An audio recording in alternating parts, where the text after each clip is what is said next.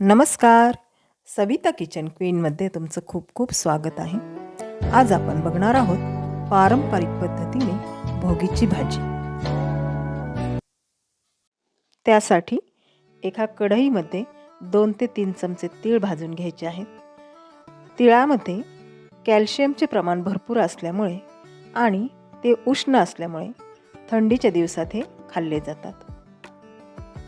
तीळ भाजल्यानंतर 3 ते 4 चमचे आपल्याला खोबऱ्याचा कीस भाजून घ्यायचा आहे. त्यामध्येच अर्धा इंच अद्रकाचा तुकडा घेतलेला आहे. 5 ते 7 लसणाच्या पाकळ्या घेतलेल्या आहेत. हे सर्व आपल्याला व्यवस्थित भाजून घ्यायचे आहे. आणि एक हिरवी मिरची घातलेली आहे. हिरव्या मिरचीमुळे भाजीला खूप छान टेस्ट येते. भाजलेले तीळ व खोबरं आपल्याला थंड करून घ्यायचं आहे. थंड झाल्यानंतर एका मिक्सरच्या भांड्यामध्ये भाजलेले तीळ, कोथिंबीर, भाजलेलं खोबरं, 3 चमचे दाण्याचा कूट, अर्धा चमचा जिरे, थोडा दालचिनीचा तुकडा, हे सर्व साहित्य आपल्याला बारीक करून घ्यायचे आहे. आणि त्यामध्ये थोडेसे पाणी घालून बारीक वाटण करून घ्यायचे आहे. भाजी करण्यासाठी एका कढईमध्ये 2 चमचे तेल घेतलं आहे. त्यामध्ये अर्धा चमचा मोहरी घातली आहे. मोहरी तडतडल्यानंतर एक बारीक चिरलेला कांदा घातलेला आहे.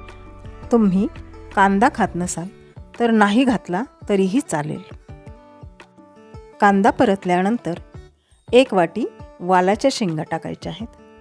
त्यानंतर अर्धी वाटी चिरलेला बटाटा,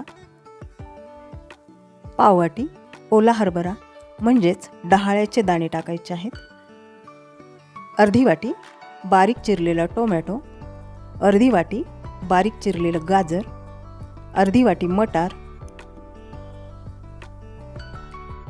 बारीक चिरलेल्या 2 वांग्याच्या फोडी, अर्धी वाटी पेरूच्या फोडी. या सर्व भाज्या आपल्याला परतून घ्यायच्या आहेत. त्यानंतर त्यामध्ये आपल्याला एक मोठा चमचा लाल तिखट घालायचा आहे. तिखट हे आपल्या आवडीप्रमाणे घालावे. पाव चमचा हळद घालायची आहे.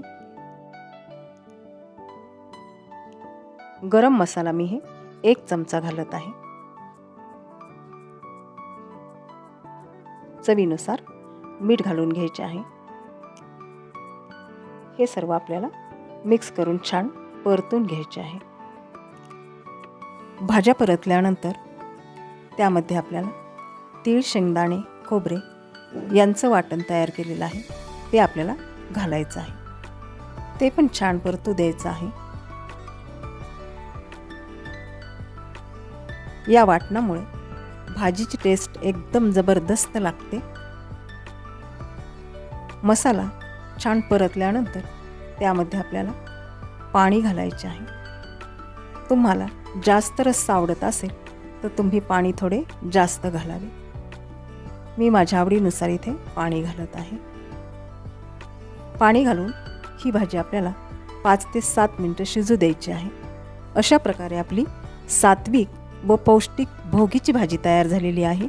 धन्यवाद.